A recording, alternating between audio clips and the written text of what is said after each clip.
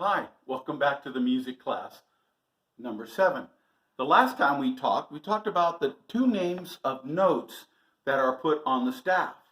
Well, you notice that I put the staves back up, or staves, but I got rid of the little piano excerpt, or the middle of the piano here. So how are we going to find out the letter names of the lines and space of the staff? Well, as I told you before, on the first one, let's just do this one up here. This is called the treble clef. The reason why it's called the treble clef is because it's on the right-hand side. And sometimes it's also called the G clef.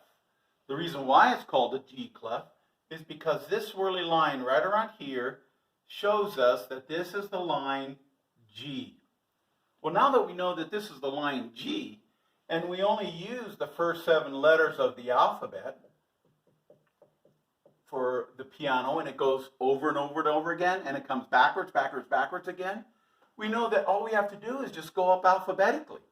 So if this is the line G, then we go A, then B, C, D, E, F, G. And don't forget, it can go backwards too. G, F, E, D, this one is C. And it can still go backwards into the bass clef.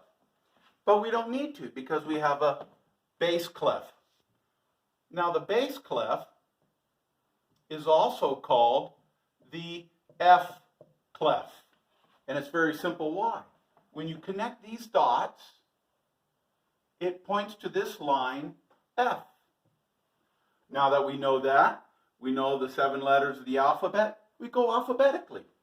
F, G, A, B, C, and this D is the same thing from there. And you can go backwards. F, E, D, C, B, A, G. Let's go one more. F. So that's why these clef signs are very important. It's showing us where our starting note is, or a foundation. F or G. And then you just go up alphabetically. And that way, when you do put a note on the staff, it doesn't matter where, it doesn't matter what, like this is a whole note on G.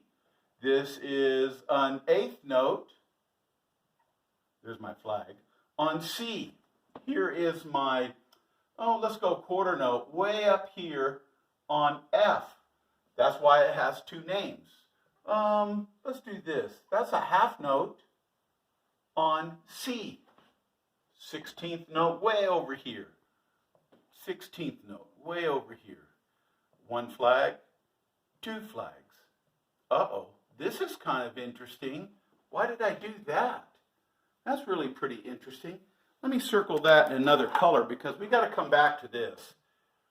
Why did I do that? That's pretty interesting. Okay. So that's our 2 names of our notes. 16th note on A. Let's see. 8th note on C. Whole note on G.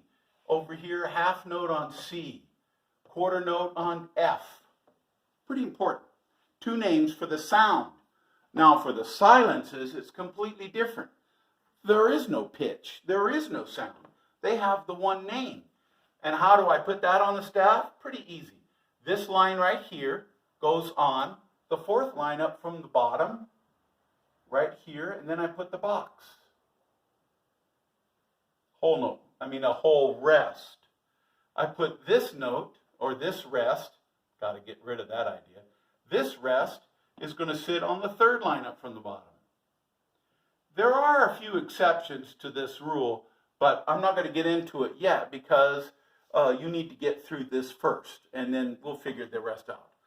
The quarter rest is real simple. It just takes up the whole staff. Doesn't matter bass clef or what.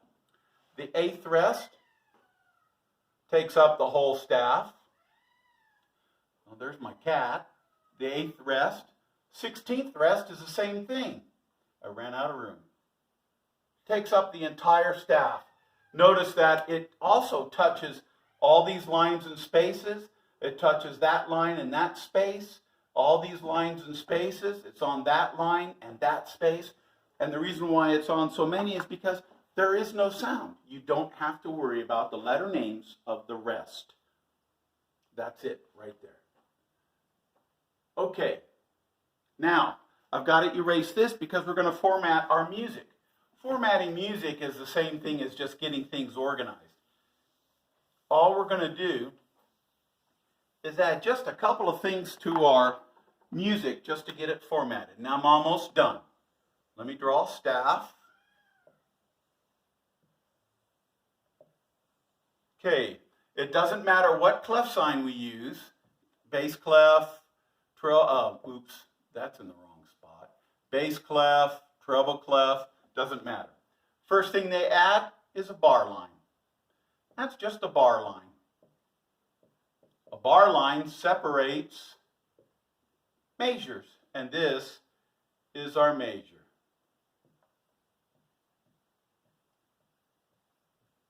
This is another bar line.